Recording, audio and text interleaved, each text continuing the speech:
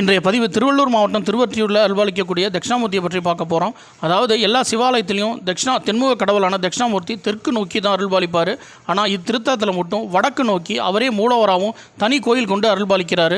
அது மட்டும் இல்லாமல் இவர் வலது கையில் அக்னியும் இடது கையில் நாகமும் தன்னுடைய காலால் முயலை மிதித்த கோலத்தோட இத்தலத்தில் காட்சி தராரு. பொதுவாக தட்சிணாமூர்த்தியும் அமர்ந்திருக்கக்கூடிய பீடத்தில் 4 சீடர்கள் சனகர், சனதனர், சனநந்தனர், சனகுமாரர் அப்படின்னு 4 சீடர்கள் தான் அமைக்கப்பட்டிருக்கும். ஆனால் இத்தல தட்சிணாமூர்த்தி பீடத்தில் மட்டும் 18 மகரிஷிகள் சீடர்களாக அமைக்கப்பட்டிருக்கு. இது ஒரு தனி சிறப்பாக சொல்லப்படுது. இந்த அமைப்பு எந்த கோயில்லையுமே கிடையாது அப்படின்னு சொல்லப்படுது. அது மட்டும் இல்லாமல் குரு பயிற்சி அப்போ இங்கே ருத்ர ஜப பூஜை அப்படின்னு ஒன்று நடக்குது.